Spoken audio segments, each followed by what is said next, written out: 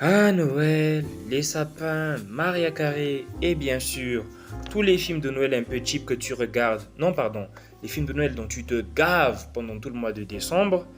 Il faut pas se mentir, la majorité des fictions sur Noël, elles sortent pas trop du lot, elles sont pas trop intéressantes à parler en vidéo. Par contre, il y a un artiste qui est toujours intéressant, c'est Satoshi Kon, que vous connaissez probablement pour Paprika ou Perfect Blue. Et il a réalisé un film sur Noël dont on va parler aujourd'hui.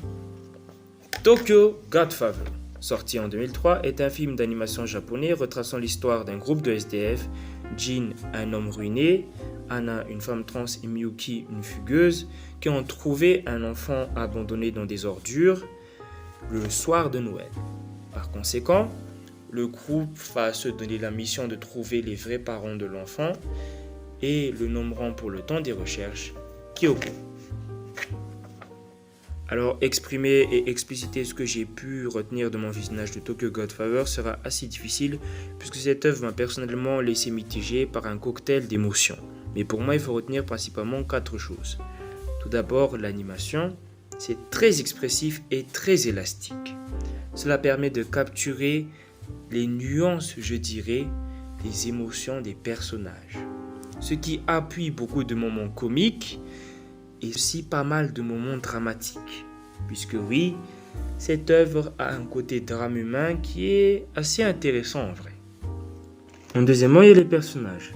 Beaucoup de soins ont été faits pour exploiter et développer les 3 personnages principaux.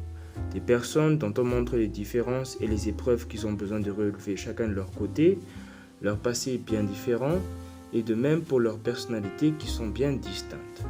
Mais on montre aussi beaucoup de ressemblances, comme leur solitude, leur statut de marginaux, leur difficulté à rompre avec leur passé, leur volonté d'aller de l'avant. Et cette volonté s'incarnera par cette quête finalement de ramener ce bébé à sa maman légitime. Et ça, c'est beau.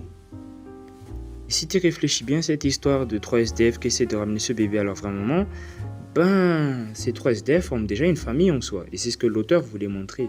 Des relations familiales qui ne passent pas forcément par le sang, mais qui sont très fortes. C'est même poétique en vrai. 3 rejetés de la société qui se regroupent pour montrer plus de courage et d'humanité que n'importe quel citadin de Tokyo. Et ça rejoint finalement un point que j'aime aussi dans ce film, c'est la maturité tout simplement. C'est un film qui traite de beaucoup de thématiques sérieuses et elle les fait bien, que ce soit la précarité, que ce soit le sujet de la religion, que ce soit le sujet de la famille, que ce soit même le sujet de Noël en soi. Je trouve qu'il y a eu beaucoup de soins apportés par Kon pour que l'histoire soit la plus réelle, la plus authentique, mais aussi la plus touchante possible. Et ça, je respecte quand même le travail qui a été fait derrière parce que c'est pas forcément facile de rassembler ça dans un film de 1h30. Certains pourront ne pas adhérer au concept qui tourne un peu au drame, mais moi je dirais que quelquefois avoir ce genre de film avec ce genre de temps, même si Noël c'est le réconfort, c'est la bienséance, c'est la bonne humeur, ça fait pas de mal. Surtout qu'il y a pas mal de moments de réconfort justement, il y a aussi pas mal de moments d'humanité dans le film, ce qui ne rend pas le film froid, ça le rend juste émouvant. L'un des points intéressants dans ce film de Noël, c'est quand même Noël en soi, non ? Parce que non seulement l'auteur montre une compréhension de la fête, autant dans son aspect religieux, culturel, mystique, voire même l'intérêt de la famille et tout, mais vous savez, il utilise un trope que d'habitude j'aime pas trop dans les films de Noël, mais là, que j'ai bien aimé, c'est l'esprit de Noël. J'ai expliqué.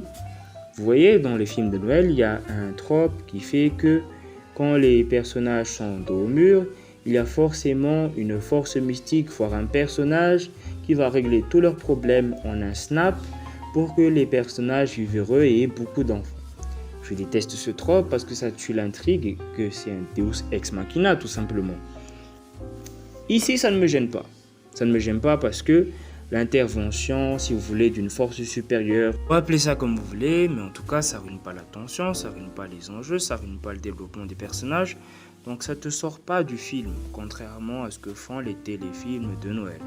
Mais voilà, c'est ça ma petite review sur ce bijou de l'animation que nous a offert Satoshi Kon. Et sachez d'ailleurs qu'il y a beaucoup de vidéos ici qui partagent d'autres aspects de ce film si ça vous intéresse, notamment l'aspect religieux que j'ai trouvé intéressant et que je pourrais mettre en description. Mais voilà, merci d'avoir regardé cette vidéo. N'hésitez pas à liker, à partager si ça vous a plu. Moi je vous dis à la prochaine fois. Tchuss!